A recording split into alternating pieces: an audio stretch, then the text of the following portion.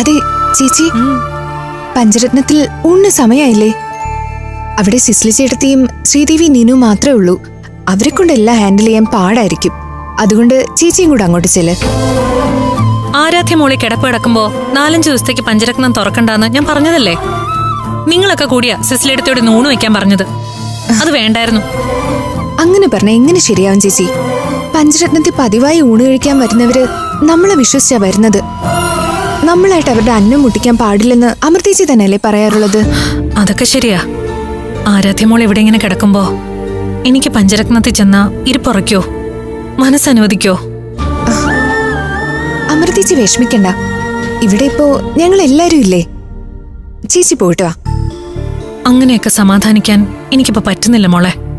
ഇങ്ങനെ പറഞ്ഞ ഞാൻ പിന്നെ എന്തു പറയാനാ? നീ പറയണ്ട, ഞാൻ പറഞ്ഞോളാം അവളോട്.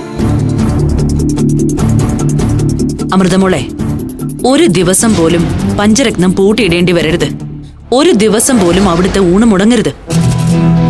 നീ ചോരയും നീരും കൊടുത്ത് കെട്ടിപ്പൊക്കിയ പ്രസ്ഥാനമാണത്.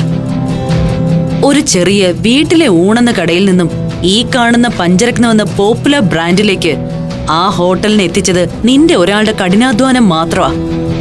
എന്തിന്റെ പേരിലായാലും പഞ്ചരത്നം ഹോട്ടലിന്റെ പ്രവർത്തനം അവതാളത്തിലായാൽ ഇത്രയും കാലം കൊണ്ട് നീ ഉണ്ടാക്കിയ സൽപ്പേരിനെ അത് ബാധിക്കില്ലേ? ബിസിനസ് എതിരാളികൾക്ക് നിന്നെ അടിക്കാനുള്ളൊരു നല്ല വടിയായിരിക്കും അത്. അതുകൊണ്ട് പഞ്ചരത്നം ഇന്ന് തുറന്നു പ്രവർത്തിപ്പിക്കാൻ നിങ്ങൾ എല്ലാവരും കൂടി പോയാലും കുഴപ്പമില്ല.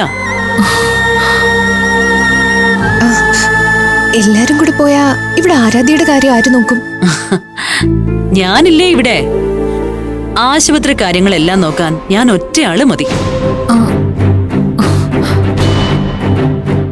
നിങ്ങൾ എല്ലാവരും പോയിട്ട് എന്നാണോ ആരാധ്യമോളുടെ ഡിസ്ചാർജ് ദിവസം അന്ന് വന്നാലും മതി. എന്റെ ആരാധ്യമോളെ ഞാൻ പൊന്നുപോലെ നോക്കിക്കോളാം. അതൊന്നും ശരിയാവില്ല. കലേമയ്ക്ക് അതൊക്കെ വലിയ ബുദ്ധിമുട്ടാവും. കലേമയെ ഞങ്ങൾ അങ്ങനെ കഷ്ടപ്പെടുത്തില്ല. എന്റെ മഹേന്ദ്രൻ ഒരു ആപത്ത് വന്നപ്പോ അവൻ ആശുപത്രിയിലായപ്പോ കൂട്ടിരുന്നത് നീയാ.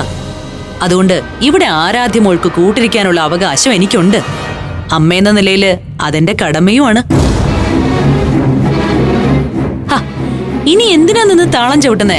നിങ്ങൾ രണ്ടുപേരും പഞ്ചരത്നത്തിലേക്ക് ചെല്ല്.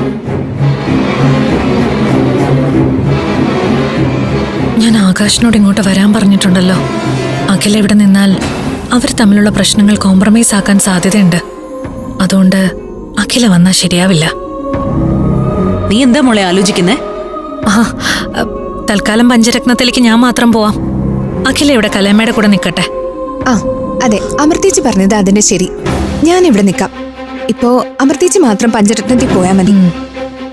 ഞാനിപ്പോ ക്യാൻറ്റീനിൽ പോയി പാലും വെള്ളമൊക്കെ വാങ്ങിയിട്ട് വരാം. ചേച്ചി പൊക്കോ. ശരി, ഞാനെന്നാ ആരാധ്യമോളോട് യാത്ര പറഞ്ഞിട്ട് വരാം. ശരി.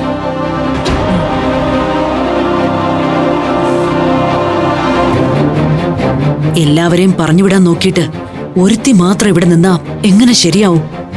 എന്റെ പദ്ധതികളെല്ലാം പാളിപ്പോവുമല്ലോ.